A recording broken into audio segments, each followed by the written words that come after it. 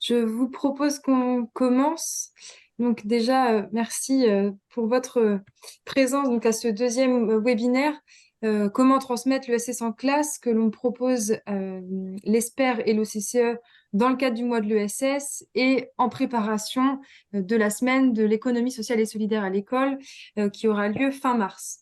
On sera ensemble jusqu'à 18h30. Ce webinaire, il sera enregistré pour être ensuite rediffusé pour les personnes qui ne pouvaient pas être présentes. Donc, on vous demandera, s'il vous plaît, de bien vouloir poser vos questions via le fil de discussion. Et on vous précise que le support de présentation, ainsi qu'un petit kit avec les outils pédagogiques qui vous seront présentés, qui vous sera envoyé après le webinaire. Donc, on vous demande, s'il vous plaît, de bien couper vos micros et si vous souhaitez prendre la parole, il y a une fonctionnalité lever la main ou bien vous pouvez écrire vos questions dans le fil de discussion. Je suis Lucille Marceau, coordinatrice des programmes à l'ESPER. L'ESPER, c'est une association qui est un collectif de 41 organisations, des mutuelles, des syndicats, des associations. Qui se sont mis ensemble et dont l'objet de l'ESPER est d'éduquer à et par l'ESS en milieu scolaire. Et donc, on propose notamment cette semaine de l'ESS à l'école avec l'OCCE.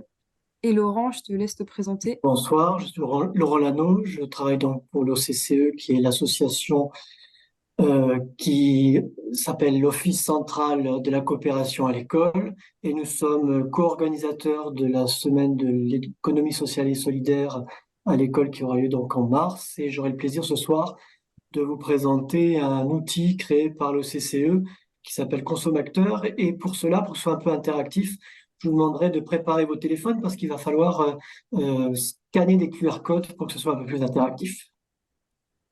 Voilà. Merci. Donc, au programme de l'heure que nous allons passer ensemble, on reviendra d'abord sur pourquoi c'est important d'éduquer à et par l'économie sociale et solidaire. On vous présentera la semaine de l'ESS à l'école, qui est un cadre que l'on vous propose pour vous investir en tant qu'acteur, actrice de l'ESS ou en tant que membre d'équipe éducative. On fera un rappel également de ce qu'est l'ESS. On reviendra assez succinctement sur son histoire, ses valeurs et principes et ses organisations.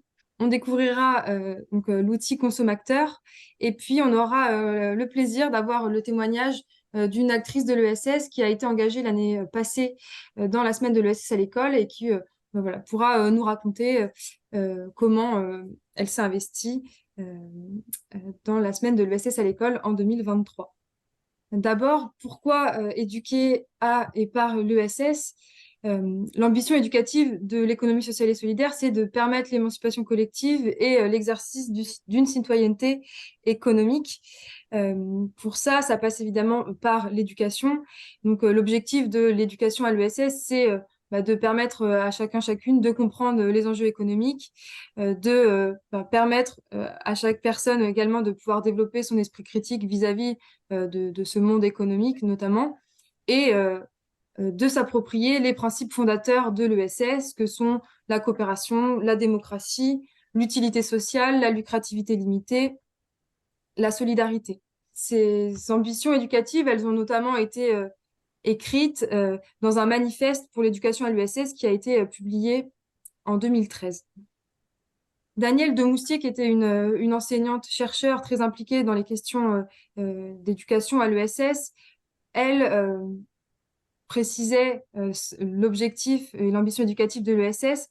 Pour elle, c'est bien que les élèves puissent acquérir une vision pluraliste de la vie sociale et du monde économique et qu'ils puissent devenir des citoyens, des acteurs économiques et sociaux, curieux et libres de leur choix.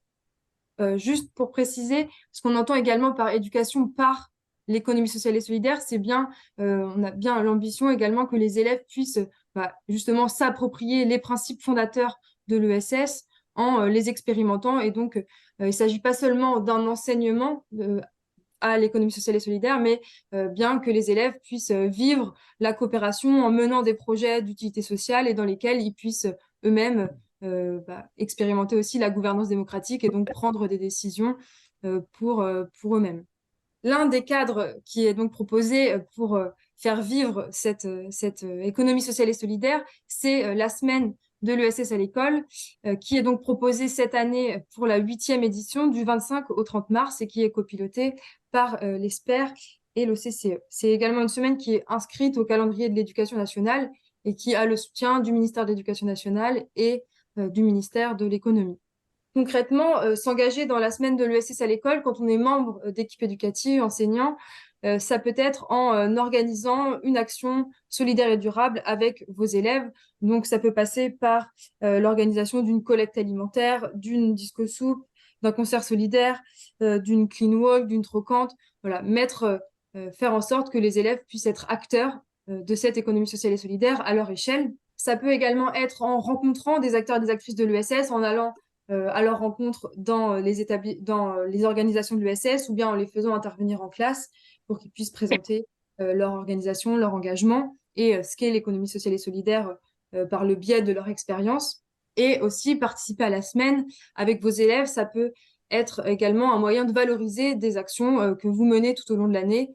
Par exemple, en maison des lycéens, dans le cadre de la coopérative scolaire, dans le cadre de mon ESS à l'école, ou dans le cadre de toute association qui, qui se déroule au sein de l'établissement scolaire.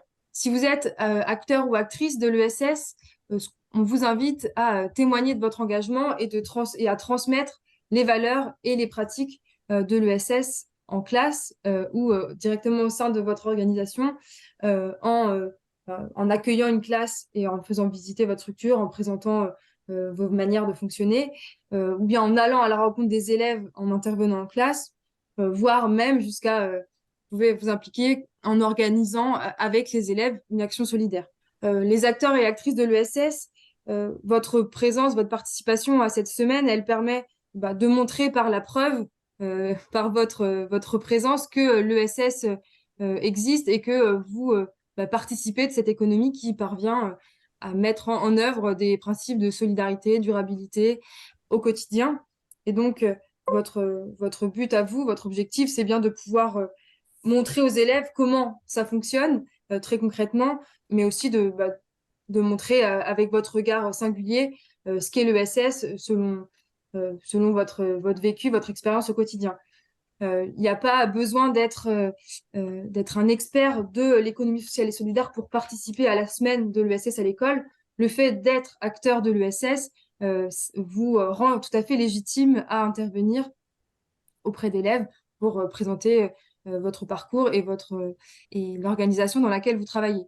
Nous, ce qu'on veut vous apporter à travers ce webinaire et à travers le cadre de la semaine de l'ESS à l'école, c'est justement des outils pour aborder des manières de présenter l'ESS avec les élèves qui soient le plus dynamique possible. Concrètement, quelques exemples d'actions pour se mobiliser. L'année passée, des élèves, par exemple, étaient allés visiter un site d'Emmaüs. Et donc, voilà, ils ont visité une organisation de l'ESS. Un autre exemple, c'est le cas là d'une collectivité territoriale, en l'occurrence une mairie, qui a mobilisé l'ensemble des écoles de la ville pour proposer, pendant la semaine de l'ESS à l'école, un repas simplifié par rapport au repas proposé habituellement et dont les bénéfices ont été reversés à une association qui lutte contre la précarité alimentaire. On a un autre exemple là, c'est des élèves qui étaient impliqués tout au long de l'année dans la réalisation d'un projet Mon entreprise sociale et solidaire à l'école, qui ont choisi la semaine de l'ESS à l'école pour organiser l'action qu'ils ont préparée tout au long de l'année. En l'occurrence ici, une course solidaire. Et dernier exemple, des interventions en classe. Ici, la correspondante l'ESPER, Guadeloupe, qui est allée organiser des ateliers de sensibilisation à l'ESS auprès d'élèves de CE2 jusqu'en BTS. Pour participer à la semaine de l'ESS à l'école 2024, on vous propose à partir du 30 novembre, c'est la date du lancement des inscriptions, donc de vous inscrire sur le site de la semaine. Vous trouverez un formulaire dédié à votre profil, que vous soyez acteur, actrice de l'ESS ou équipe éducative. Et si vous avez déjà une idée d'action ou déjà une action ficelée, vous pouvez vous l'inscrire pour la valoriser. Et si vous souhaitez monter une action et être accompagné, vous pouvez également vous inscrire pour que les personnes de l'OCCE ou de l'ESPER puissent vous accompagner dans la réalisation de cette action. Et si vous êtes acteur, actrice de l'ESS, on va pouvoir vous mettre en relation avec des classes en fonction évidemment des inscriptions qu'on aura reçues de la part des membres d'équipe éducative. N'hésitez pas si vous avez des questions à les poser en allumant votre micro ou bien dans le fil de discussion. Venons-en donc à la partie sur l'histoire de l'ESS, ses principes et ses valeurs. L'ESS, c'est une économie qui se développe au 19e siècle, mais qui remonte euh, au Moyen Âge, voire à l'Antiquité. On fait remonter la première coopérative agricole en 1273 avec la première fruitière du Jura, où des paysans à l'époque s'étaient mis ensemble pour pouvoir conserver leur lait et donc créer des tomes. C'est une des premières formes voilà, qu'on peut reconnaître aujourd'hui comme coopérative agricole. Mais c'est surtout avec la révolution industrielle que vont s'organiser les ouvriers notamment pour répondre aux dégâts sociaux engendrés par la révolution industrielle et donc vont se former des organisations pour répondre à ces nouveaux besoins sociaux. On pense notamment la première mutuelle qu'on reconnaît, c'est la mutuelle d'entraide des Gantiers de Grenoble en 1803, qui va permettre voilà, de venir en besoin, aux besoins, de venir subvenir aux besoins de cette catégorie professionnelle. En 1844, on a la première société coopérative de consommation en Angleterre. Donc, c'est les Équitables Pionniers de Rochdale. C'était des tisserands qui se sont mis ensemble pour ouvrir un magasin, pour obtenir des denrées alimentaires à un meilleur prix.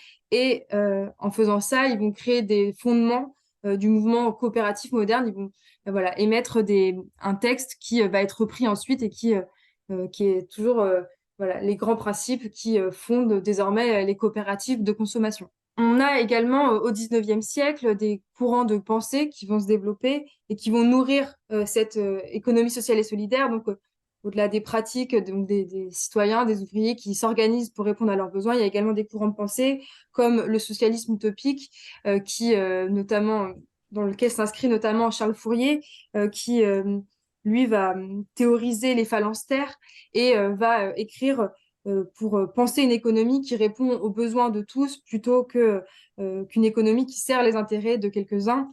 Et donc, lui va notamment théoriser le phalanstère qui va être repris dans le nord de la France avec le familistère de Guise, où Gaudin, qui était un industriel, va créer un lieu de vie pour les ouvriers avec des espaces qui répondent à leurs différents besoins sociaux, éducatifs, économiques. Et cette économie sociale et solidaire, elle va donc se développer tout au long du 19e siècle jusqu'à se voir reconnaître de manière juridique et institutionnelle au 20e et 21e siècle. On aura d'abord des textes et des lois qui vont les reconnaître statut par statut et qui vont en ériger des principes fondateurs. On a la charte de la mutualité en 1898 qui va définir les grands principes des sociétés de secours mutuels. On a en 1901 la fameuse loi fondatrice des associations et des libertés associatives. On a en 1947 la loi qui va créer le statut général de la coopération. Et puis en 1980, on a l'adoption de la charte de l'économie sociale et solidaire, puis une reconnaissance par le gouvernement avec la création de la délégation interministérielle à l'économie sociale. Et enfin, en 2014, on a une loi qui va être portée par Benoît Hamon, qui va reconnaître l'ESS comme un mode d'entreprendre et de développement économique, et qui va donc reconnaître des principes et des valeurs communs à ces différentes organisations de l'ESS. Ces cartes-là qui vous sont présentées, elles sont issues d'un outil qui s'appelle Chronologie ESS, qui a été créé par le comité scientifique ressources ESS de l'ESPER. Et en fait, c'est un jeu de cartes qui a pour but de reconstituer l'histoire de l'ESS et qui se base aussi sur le programme d'histoire de quatrième. Donc, au-delà de ces cartes bleues ESS, il y a aussi des cartes histoire, donc reprennent des éléments historiques de la France, de l'Europe et du monde. Et l'objectif, c'est de reconstituer une frise chronologique. Ici, on vous présente le verso avec les dates, mais il y a le recto où il y a seulement le nom de l'événement et pas la date. Et donc, le but, c'est de deviner quels événements ont lieu avant, après, et donc de reconstituer collectivement une frise chronologique de l'histoire de l'ESS en s'appuyant évidemment sur les grandes dates de l'histoire de France et du monde. Donc cet outil-là, vous pouvez le retrouver sur le site de la semaine et si vous souhaitez le recevoir en version papier, vous pouvez également nous écrire. Concernant le cadre légal de l'économie sociale et solidaire, il a été donc reconnu, comme je le disais, en 2014 avec la loi du 31 juillet qui va la reconnaître comme un mode d'entreprendre et de développement économique adapté à tous les domaines de l'activité humaine. Cette loi, elle reconnaît 5 types d'entreprises de l'ESS, les associations, les coopératives, les mutuelles, les fondations, et elle y ajoute les sociétés commerciales de l'ESS qui doivent répondre à des critères de gestion démocratique et d'utilité sociale. Toutes ces structures-là, elles sont régies donc par des principes que sont une finalité d'intérêt général ou collectif. Et dans ce cadre-là, elles peuvent générer des bénéfices, mais alors ils doivent être remis au service du projet. C'est bien le projet qui va primer dans l'existence de la structure de l'ESS et non le fait de générer des bénéfices. C'est pour ça qu'on parle de lucrativité limitée. Et le dernier principe, c'est celui de la gestion démocratique. Dans une organisation de l'ESS, on raisonne selon le principe une personne égale une voix, ce qui la distingue des entreprises capitalistiques, où là, c'est un apport en capital égale une voix. Donc, plus on a un apport en capital fort, plus on a de poids dans les conseils d'administration. C'est ce qui ne sera pas le cas dans une organisation de l'ESS. Et donc, ce qui régit ces principes, au-delà de ces principes, c'est les valeurs qui régissent le champ de l'ESS, c'est bien la solidarité, la liberté de s'associer, d'agir collectivement, la responsabilité collective et la démocratie. L'ESS en France, elle représente 2,6 millions d'emplois, ce qui fait à peu près un emploi sur 10 dans l'ensemble de l'économie et un emploi sur 7 quand on prend uniquement l'emploi privé, donc hors emploi public. L'ESS, c'est une économie qui est majoritairement féminine, puisque, comme on le voit dans les secteurs d'activité dans lesquels l'ESS est très présente, c'est notamment l'action sociale, qui est un secteur qui est majoritairement occupé par de l'emploi féminin. Le secteur des sports et loisirs, où l'ESS est très présente également, et le secteur des arts et spectacles aussi. L'ESS, au-delà des salariés, puisque ce serait pas en effet juste de reconnaître uniquement le poids de l'ESS par son secteur salarié, par les emplois qu'elle génère, pardon, puisque l'ESS, c'est aussi beaucoup de bénévoles, mais aussi des sociétaires, donc des bénévoles qui sont impliqués dans des associations. Ils sont à environ 22 millions, mais ce sont aussi des sociétaires, donc des adhérents qui adhèrent à des mutuelles de santé ou d'assurance, euh, et, euh, et des personnes qui adhèrent aussi à des coopératives. Au quotidien, finalement, l'économie sociale et solidaire, on se rend compte qu'elle est déjà partout autour de nous. Si on consomme un café équitable qui a été produit par une coopérative, alors on participe de cette économie sociale et solidaire. Si notre cafetière a été achetée dans une ressourcerie associative, alors on y participe. On peut ensuite aller faire des examens de santé dans un centre de santé mutualiste, mettre son enfant dans une crèche associative, consommer des fruits et des légumes issus d'une association de maintien de l'agriculture paysanne, donc une association, et faire des activités sportives dans une association également. Donc finalement, on se rend compte que déjà tout autour de nous, cette économie sociale et solidaire, on la vit au quotidien sans forcément s'en rendre compte. Ces quelques éléments que je viens de vous présenter, vous pourrez les approfondir et dans trois supports qui sont assez graphiques, assez visuels. Le panorama de l'ESS qui a été réalisé par ESS France, également une infographie, qu'est-ce que l'ESS réalisé par ESS France et un autre support de présentation qui, lui, a été réalisé par la VISE. Donc, vous pourrez cliquer et les télécharger directement. Pour intervenir en classe, l'idée, c'est bien de pouvoir transmettre et faire comprendre aux élèves les principes de l'ESS. Et pour ça, vous avez une fiche qui s'appelle Les principes de l'ESS pour ne pas en oublier.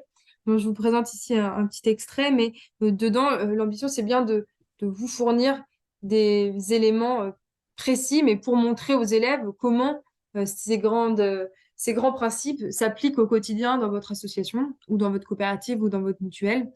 Donc, si on veut parler de gouvernance démocratique, ce qu'il est intéressant de montrer, c'est de quelles instances sont dotées votre structure. Une assemblée générale, un conseil d'administration, des groupes de travail, des collèges peut-être. Donc, c'est de pointer ce fonctionnement-là. également d'évoquer la création de l'organisation, comment ça s'est mis en œuvre, quelles formations sont également proposées, puisque la gouvernance démocratique, elle implique l'information des personnes impliquées, mais aussi la formation pour pouvoir l'exercer.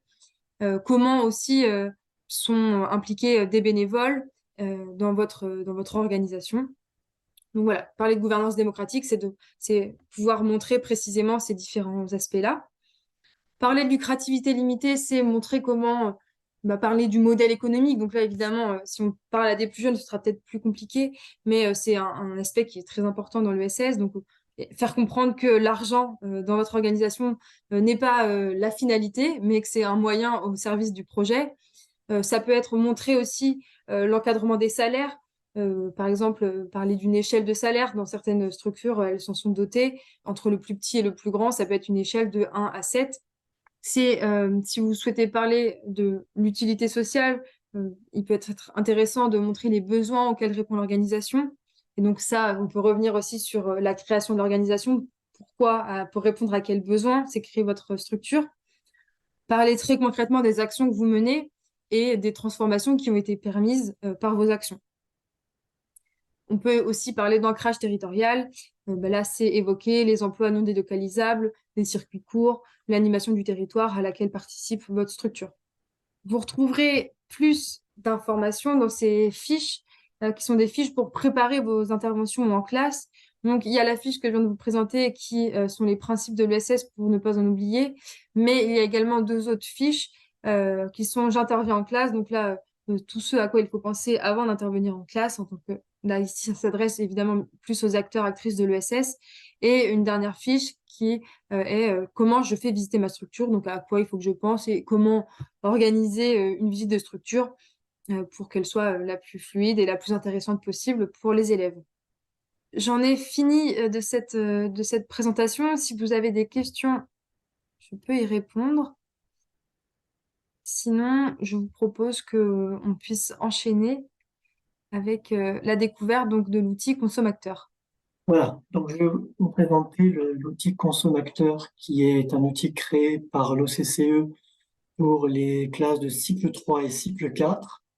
C'est un outil qui est clé en main avec une démarche sur plusieurs séances et qui a deux objectifs principaux. Le premier objectif, c'est d'accompagner les élèves dans une réflexion et une prise de conscience de leur consommation pour qu'elle soit plus éclairée et plus responsable. Il n'y a pas de jugement qui sont portés.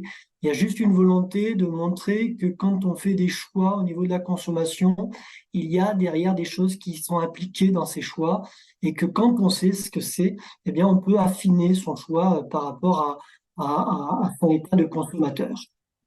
Le deuxième objectif de cet outil, c'est un objectif très particulier parce que il se veut amener à la réflexion sur la prise de décision. On a vu que l'ESS, c'était aussi un des principes démocratiques. Et là, il y a toute une interrogation au long de la démarche qui permet aux élèves de comprendre comment sont prises les décisions et quels seraient les moyens pour que ces décisions-là soient les plus démocratiques et les plus respectueuses possibles des personnes qui font partie du groupe. Donc ça, sont les deux objectifs. Et la démarche est très simple. On prend un produit de consommation classique que les élèves connaissent bien, c'est-à-dire le yaourt. Et au fur et à mesure des séances, on va décliner des critères qui vont ou pas faire évoluer les choix des élèves par rapport au yaourt qu'ils ont envie de consommer.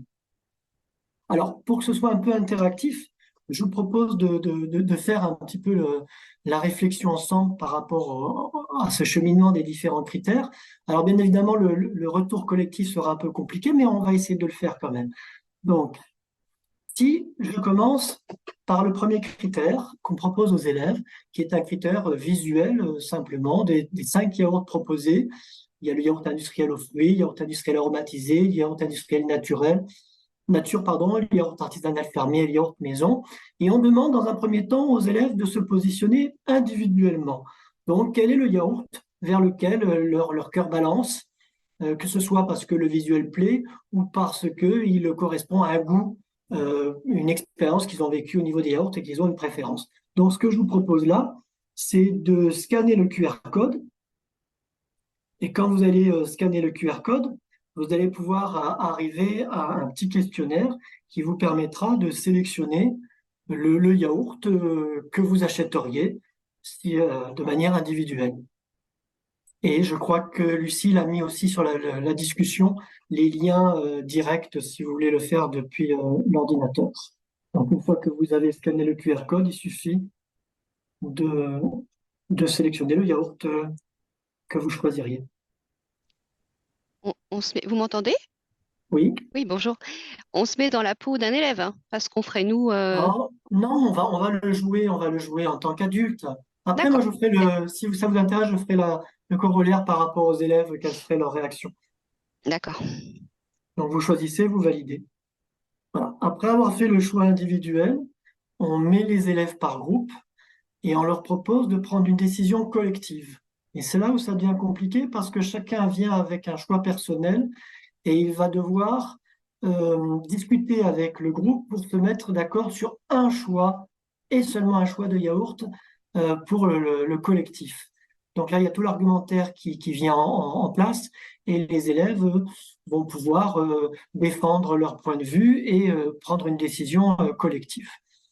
Euh, et petit à petit, des séances, on va mettre en place un observateur, c'est-à-dire qu'il y a un élève qui va se mettre à l'écart du groupe et qui va jouer l'observateur et qui va essayer d'analyser comment la prise de décision s'est faite dans le groupe et quelles sont les méthodes que les élèves ont utilisées naturellement ou pas par rapport à la discussion sur leur prise de décision. Alors, puisque vous avez posé la question, les élèves, à ce moment-là, ils vont mettre en place des méthodologies du type classique de la majorité. Voilà, c'est la majorité qui l'emporte. Voilà, Mais ça pose beaucoup de problèmes pour certains élèves qui sont obligés de choisir un yaourt qui les intéresse absolument pas. Et donc, ça soulève énormément de problématiques sur cette prise de décision, justement, que beaucoup trouvent injuste. Et au fur et à mesure des discussions et des critères qu'on va mettre en place, ils vont se rendre compte que c'est pas si facile que ça de prendre des décisions. Et que c'est peut-être aussi compliqué de trouver des solutions pour arriver à être d'accord. Donc, je vous propose le second critère. Le second critère, voilà, c'est le prix.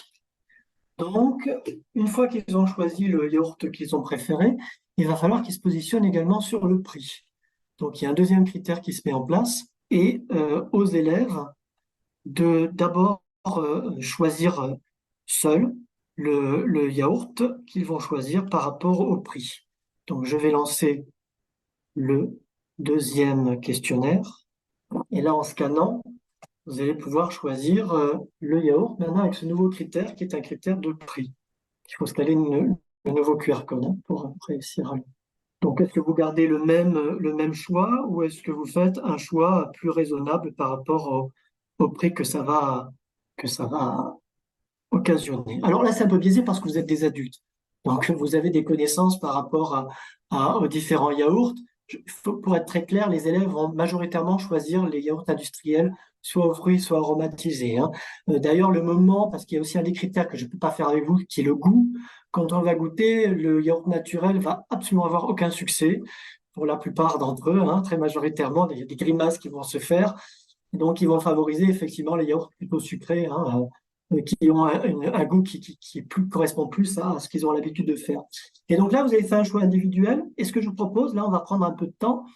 Si quelqu'un veut argumenter ou dire pourquoi est-ce qu'il a choisi ce yaourt-là pour essayer de convaincre les autres. Donc, si quelqu'un parmi vous veut expliquer son choix, il a la parole. Je me lance. Oui, Vous êtes ado. oui. Alors moi j'ai choisi le yaourt artisanal fermier. Alors c'est un très mauvais exemple personnel parce que je ne mange pas de yaourt, je déteste les yaourts et les laitages, mais c'est pas grave. Je me suis quand même projetée. Et alors pourquoi? Parce que ça correspondait à une éthique de production qui me paraissait plus intéressante que les yaourts industriels. Et voilà, et j'ai hésité avec le yaourt maison. Mais clairement, je suis pas capable de faire des yaourts maison. Je n'ai pas le temps ni le courage de le faire. Donc, j'ai pas cédé au prix plus bas du yaourt maison. Voilà. Et c'est un argument qui vient régulièrement avec le yaourt maison. Ça prend trop de temps, c'est embêtant, c'est plus rapide de l'acheter directement. Ouais. Donc, si quelqu'un veut intervenir encore, il peut. Mais là, on va jouer le jeu, c'est-à-dire que je vais remettre le questionnaire et vous allez pouvoir soit garder le choix que vous aviez fait, soit vous allez pouvoir changer de choix par rapport aux arguments qui viennent d'être donnés. Vous dites, ah oui, effectivement, tiens, par rapport à ça, bon, bah alors, si c'est un choix collectif, je vais un peu changer mon choix. Donc, je lance le second questionnaire, qui est le même, hein. Vous choisissez le yaourt. Est-ce que vous maintenez votre choix ou est-ce que vous êtes prêt à faire un pas vers une autre proposition qui vous a paru plus respectueuse du collectif? Donc, normalement, ça apparaît sur votre téléphone, hein. Les votes arrivent. C'est un peu de temps. Et après, je vais vous donner les résultats pour celui-là. Donc, s'ils affichent les résultats, le choix individuel, c'était surtout le yaourt artisanal fermier. Alors, je vous rassure, les élèves ne choisissent pas celui-là, hein. C'est clair, hein. Euh, il y a quelques élèves qui ont des yaourtières à la maison et qui voient leurs parents faire des yaourts et qui expliquent comme argument, oui, mais on peut mélanger avec du sucre, on peut mélanger avec du miel, on peut mélanger avec des confitures. Donc ça peut jouer aussi dans l'argumentaire dans le choix collectif. Par contre, au choix collectif, vous êtes quand même resté au yaourt artisanal fermier. Donc ça veut dire que ceux qui ont choisi le yaourt maison se trouvent dans une situation où leur choix n'est pas pris en compte par le groupe finalement. Ou alors il faudrait trouver une solution pour qu'il y ait accord ou qu'il y ait quelque chose qui puisse ne pas mettre en difficulté les deux élèves ou les deux personnes qui ont choisi le yaourt maison. Donc ça, c'est beaucoup de pourparlers et les élèves, euh, certains groupes sont très, très, très directifs, hein. Il y en a un qui prend le leadership et qui dit, voilà, c'est comme ça, hop, on est 3 contre 2, maintenant tu te tais et hop. Donc ça, c'est intéressant parce que il y a l'observateur qui va analyser tout ça. Donc il va reporter au groupe classe tout ce qui s'est passé et il va y avoir un échange, une discussion pour comprendre pourquoi il y a cette décision qui est prise, qui peut se justifier, qui peut ne pas se justifier. C'est toute une discussion qui va se faire le long des séances parce qu'on n'aura pas la solution forcément au tout début. Puis il y a d'autres méthodes qui se mettent en place, mais je vous dirai l'autre méthode un peu plus tard. Je garde le suspense pour passer au troisième critère. Le troisième critère, c'est un critère écologique, hein. C'était simplement sur la fabrication du yaourt et sur l'emballage, hein. En quoi est-ce qu'il est plutôt écologique ou pas? Donc là, on rentre dans la notion d'éco-score, avec deux yaourts qui sont très faibles en impact sur l'environnement, deux yaourts qui sont à un faible impact, donc une différence entre très faible et faible, et puis il y a un impact modéré. Et là, c'est un critère qui est intéressant parce que tout de suite, les élèves, ils voient que c'est leur préféré qui est en impact le plus important. Et là, ça pose réflexion et ça pose problème à beaucoup d'enfants. Alors vous, ça vous posera pas de problème, j'imagine, parce que vous étiez déjà dans l'artisanal fermier et on voit que l'artisanal fermier, ben, c'est suffisamment respectueux au niveau écologique. Donc, vous voyez bien qu'avec les adultes, ce sera différent d'avec les petits, mais on va quand même essayer. Je vous lance le questionnaire, vous pouvez faire le QR code.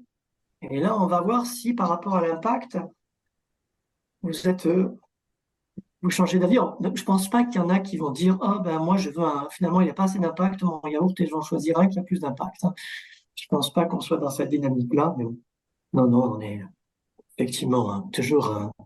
Alors, mais il y a quand même par rapport à l'impact écologique, un peu se questionner finalement aussi par rapport au yaourt maison, même s'il a un très faible impact, il a quand même moins d'impact que le yaourt artisanal fermier. Est-ce qu'il y a quelqu'un qui veut prendre la parole pour défendre le yaourt nature, pardon, le yaourt maison, parce que personne n'est venu, et par rapport à ce point de vue écologique, peut-être que quelqu'un va intervenir pour défendre le yaourt maison? Non? Bon, alors je lancerai pas le deuxième questionnaire parce que vous l'avez compris, hein, Si, moi, toujours je veux choix bien. individuel. Ah, quelqu'un? Ouais, Laurent, je veux bien, moi. Oui, Marzina. Alors, le yaourt maison, il a un petit pot qu'on peut réutiliser. On peut en effet lui mettre plein de goûts différents. On peut même faire des couleurs différentes pour chacun des enfants de la famille. Puis, on peut en faire autant de fois qu'on veut dans la semaine. Voilà, pas besoin d'aller aux courses. Donc aussi impact écologique par rapport à la voiture, hein, c'est vrai. Mais on ne l'achète pas. Donc, dans la question, moi, la première fois, pour la première question, c'est quel yaourt est-ce qu'on achèterait?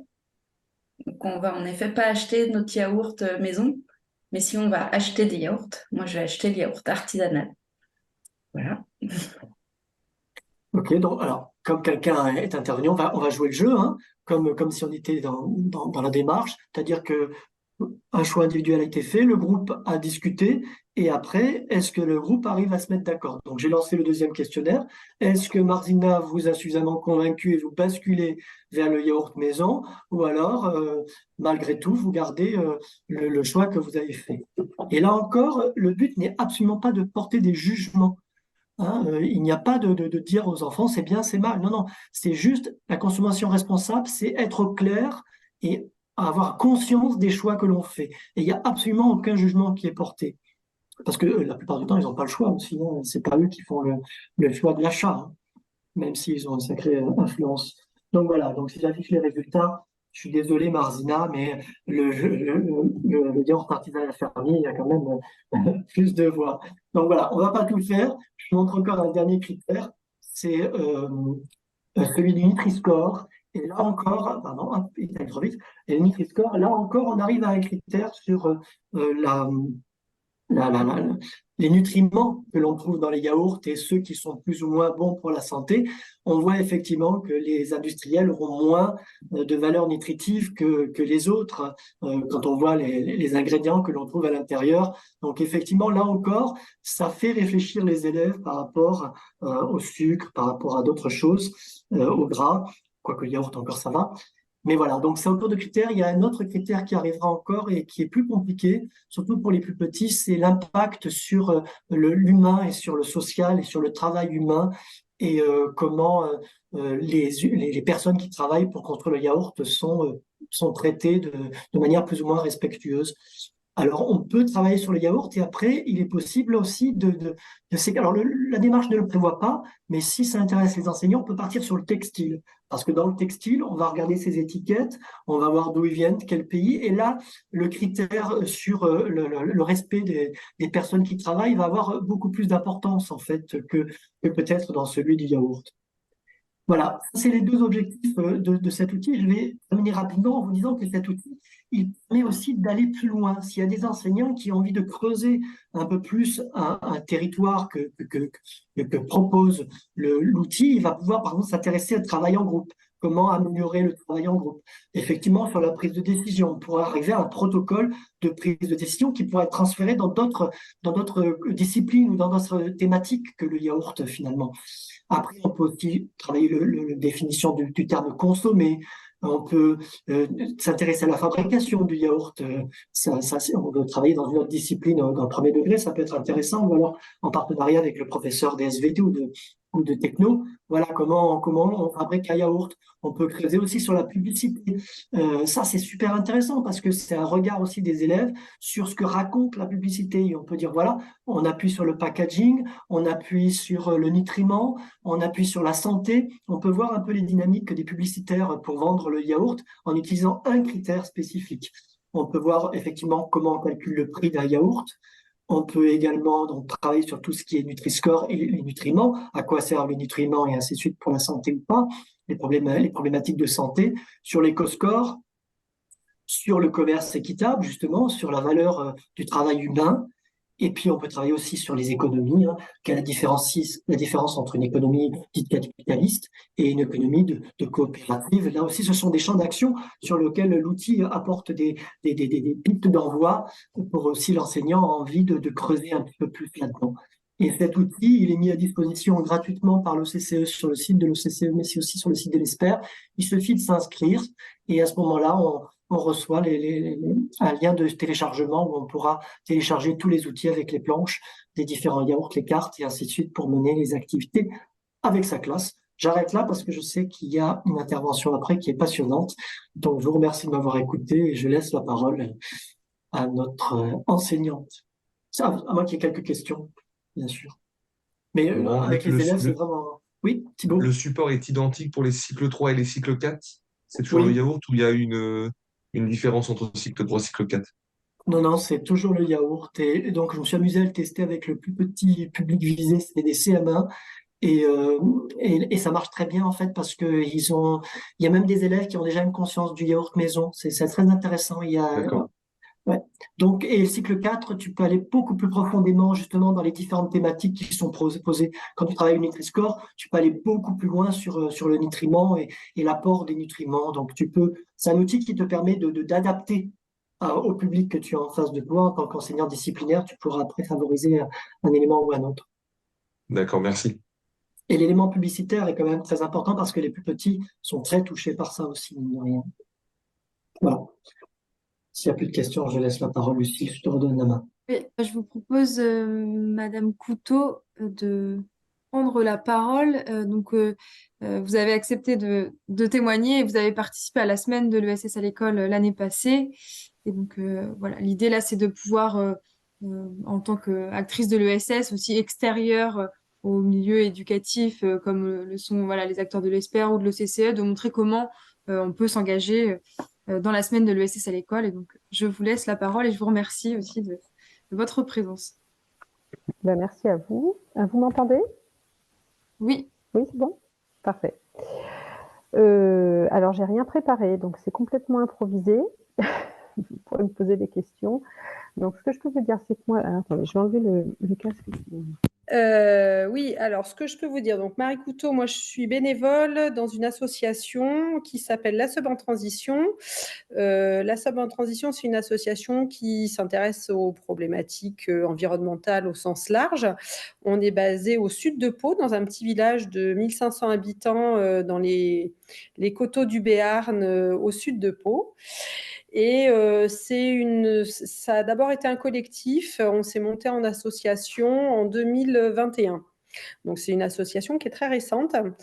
Et on a, au sein de différents groupes de travail, on a eu une idée, une opportunité de monter une recyclerie dans notre village qui a ouvert ses portes au mois de mars de 2023.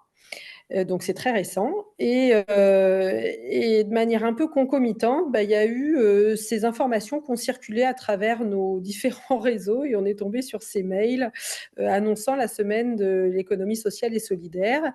Et comme on venait d'ouvrir et qu'on avait cette structure de recyclerie qui venait de s'installer dans le village, on s'est dit que pourquoi pas, c'était comme on avait cette volonté de beaucoup travailler sur la partie éducative, sur la gestion des déchets, on s'est dit pourquoi pas se lancer. Donc on a vraiment pris le sujet de manière très très amateur.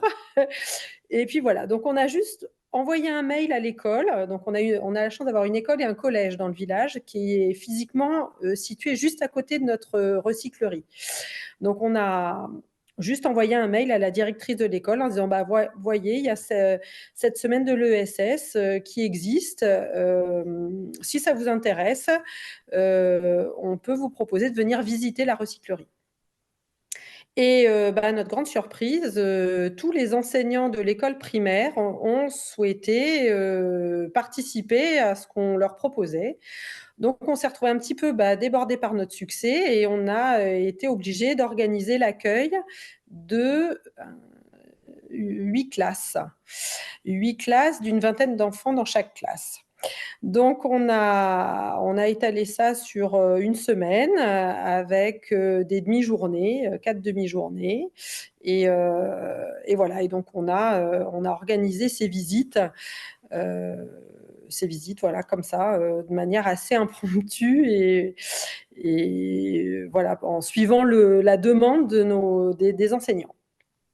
Donc après, ça s'est organisé. Enfin, on a fait les choses. Alors, on a beaucoup utilisé ce qui était proposé sur le site internet, là, notamment toutes les propositions d'outils pédagogiques. Donc, on a beaucoup été farfouillé à droite à gauche, sachant que nous, la grosse difficulté, c'est qu'on avait des tout petits. On avait des classes de maternelle jusqu'au CM2, donc on avait des enfants assez petits. Donc, la problématique, c'était de savoir comment introduire les notions, voilà, les valeurs de l'ESS, comment introduire toute cette notion d'économie sociale et solidaire.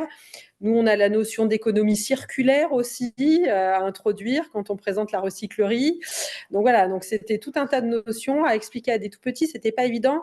Et là, en termes de support pédagogique, justement, qui était proposé, c'était un petit peu, enfin, on a trouvé adapté à des plus grands, mais pour des tout petit, on n'a pas forcément trouvé ce qu'on voulait. Donc, on a fait les choses très simplement. On a fait des cercles de parole. Et on a pris un temps, alors plus ou moins long en fonction des âges, à les questionner sur les sujets. C'est quoi la solidarité, voilà. Et puis bon, après nous, on avait toute la problématique autour des déchets, du recyclage. Donc on a fait comme ça avec les enseignantes qui étaient présentes. Quand ils sont maternelles, il y a les assistantes maternelles qui sont là aussi, qui nous ont beaucoup aidés et qui ont aidé à faire passer la parole. Et effectivement, je vais faire un peu le même constat que Monsieur Lano tout à l'heure, qui parlait de son expérience sur les yaourts. On est quand même très étonné de voir la sensibilité des enfants très jeunes aux problématiques des déchets, du recyclage, etc. Ils ont une conscience de consommateur déjà tout petit, qui est assez impressionnante. Et effectivement, le fait d'être dans des groupes de parole, c'est pas un adulte qui amène une solution, c'est d'autres enfants qui partagent leur expérience dans leur famille. Et effectivement, les messages passent beaucoup mieux comme ça. Et on voit que ça se fait très naturellement. Voilà, donc on avait un temps de parole par classe. Ensuite, on avait organisé donc une visite de la recyclerie pour montrer comment ça fonctionne. On expliquait les diverses activités que faisaient les bénévoles dans la recyclerie de manière très concrète. Ensuite, on a voulu travailler beaucoup le collaboratif sous forme de jeu. Donc, on leur a proposé un petit jeu où ils se mettaient par équipe, on leur donnait une liste d'objets et ils avaient un temps pour récupérer les objets dans la recyclerie pour ramener les objets. Donc, voilà, donc là, il fallait qu'ils s'auto-organisent par groupe. Est-ce qu'on se partage la liste? Est-ce que toi, t'en ramènes 2, moi, j'en ramène 2? Ou est-ce qu'on y va tous ensemble? Voilà. Donc, on n'a pas fait le rôle d'observateur, mais nous, on observait et on a un petit peu débriefé avec eux des différentes équipes et de comment elles s'étaient organisées. Et puis après, on avait un atelier coopératif sous forme un peu de challenge coopératif. Alors, nous, ce qu'on a utilisé, c'est le Chamallow Challenge qui marchait pas mal. Qui est un jeu assez ludique. On manipule les chamallows, les spaghettis, donc ça, les enfants, forcément, ça les amuse beaucoup. Et puis, voilà, construire la tour en équipe, pareil, se coordonner, collaborer, essayer des choses, recommencer. Voilà, ça marche très, très bien. Donc ça marche très bien sur les classes de CM1, CM2, CE1, CE2. Après, pour les tout petits, on n'a pas travaillé avec le Chamallow Challenge. On l'a discuté avec les instits qui trouvaient que c'était trop difficile pour eux. Et donc, on a fait des petits tote bags. Donc, on avait sorti des vieux t-shirts qu'on avait récupérés à la recyclerie. Donc, on leur a montré que c'était des t-shirts qui ne pouvaient plus être portés. Et on leur a fait découper, donc il y a des tutos de découpage, donc on leur a fait découper, faire des nœuds pour qu'ils partent chacun avec leur petit sac pour montrer l'intérêt du recyclage des objets et qu'avec un objet qu'on mettrait à la poubelle, en fait, on peut en faire autre chose. Voilà, j'ai été très, très vite. Je ne sais pas si vous avez des questions. Merci beaucoup. Oui, est-ce qu'il y a des questions? On a encore 5 minutes pour échanger. Juste le retour des enfants et des instits était super bon. Les enfants ont passé un très bon moment. C'est très ludique, donc ils adorent. Et on l'a vu parce qu'on a eu un flot de parents qui sont venus en tant qu'usagers de la recyclerie amenés par leurs enfants les semaines suivantes. Donc, on a vu que ça avait bien fonctionné dans les familles. Et les instits étaient très contents. Les instits étaient très, très contents. Pardon. J'avais pas de questions, je voulais juste vous féliciter parce que d'avoir eu cette idée et de proposer à l'école, enfin, je trouve ça super de votre part d'avoir été réactif comme ça et de leur proposer. Visiblement, c'était quand même bien élaboré, bien construit, donc Donc bravo, parce que c'est pas si simple en organisation. Voilà. Oui, alors après, bon, on est pas mal de bénévoles. On a la chance d'avoir une grosse équipe de bénévoles là, sur cette association-là, qui est bénévole à la recyclerie. Et on est plusieurs professionnellement à travailler un peu avec ces outils-là dans notre cadre professionnel. Donc, moi, le Chamallow Challenge, je l'avais déjà fait avec des équipes adultes dans le milieu professionnel. J'avais déjà manipulé d'autres outils, donc ça permet d'avoir l'idée assez vite de quel outil. Et puis, comme on l'a déjà manipulé, bon, c'est assez vite se l'approprier. Donc, c'est vrai que ça nous a facilité les choses. Voilà, alors là où on est un peu déçu, le bémol, c'est le collège, parce que je pense que c'est des sujets qui sont super intéressants. Donc, la grande question, c'est le collège. Donc, on a fait la même chose avec le collège. On a envoyé le même mail qu'à l'école. On n'a pas eu de réponse, ni oui, ni rien. On a eu zéro réponse. Donc là, bon, le principal a changé. Donc on va essayer de ressolliciter, voir si ça intéresse les enseignants. Il y a des profs, notamment quelques profs d'histoire. Bon, moi j'ai mes enfants qui sont au collège maintenant, que je commence à connaître un peu l'équipe enseignante par ailleurs. Donc voilà, il y a quelques profs où je sens que potentiellement ça pourrait on pourrait les intéresser. Donc voilà, donc c'est un peu notre objectif. Là, comme toute l'école a été formée, on va réattendre un petit cycle que les enfants changent avant de reproposer à l'école primaire. Voilà, l'idée, ça serait de le proposer à l'école, au collège, quoi, au plus grand. Je vous remercie beaucoup et oui, encore bravo pour cette action enfin toutes ces actions plutôt menées l'année passée. Merci à vous. Ouais. Donc, je vous propose donc qu'on conclue ce webinaire. Je vous rappelle juste avant qu'on se quitte que à partir du 30 novembre vont s'ouvrir les inscriptions à la semaine de l'ESS à l'école 2024 et que donc voilà, on vous encourage fortement à vous y inscrire si vous souhaitez participer avec vos élèves ou bien pour intervenir en classe si vous êtes acteur ou actrice de l'ESS. Nous, on reprendra contact avec vous pour pouvoir vous accompagner dans la mise en œuvre de l'action et on proposera également, comme les années passées, des webinaires courant février-mars pour justement préparer plus précisément les actions. Donc, on vous donne voilà, rendez-vous ce jeudi pour le lancement et on vous remercie de votre participation à ce webinaire. Un grand merci à tous et une très bonne soirée. Et Merci n'hésitez à pas à vous. prendre contact si vous avez besoin Oui, d'informations complémentaires ou pour toute question ou pour tout conseil, pour tout accompagnement. N'hésitez pas, on est là pour être présent auprès de vous. Merci à vous.